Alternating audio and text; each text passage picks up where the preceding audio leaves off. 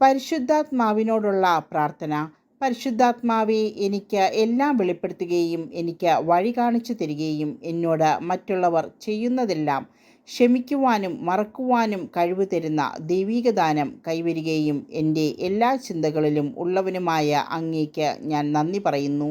എത്ര വലിയ ഭൗതിക ആഗ്രഹങ്ങൾ എന്നിലുണ്ടായാലും ഒരു നിമിഷം പോലും അങ്ങയിൽ നിന്ന് അകലുവാനോ വേർപെടാനോ ഞാൻ ആഗ്രഹിക്കുന്നില്ല എന്ന് ഞാൻ തീർത്തു പറയുന്നു.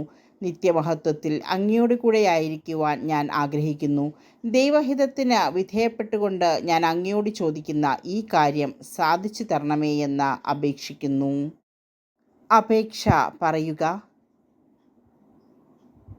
ഈ പ്രാർത്ഥന വിശ്വാസത്തോടെ 3 ദിവസം അടുപ്പിച്ച് പ്രാർത്ഥിക്കുക.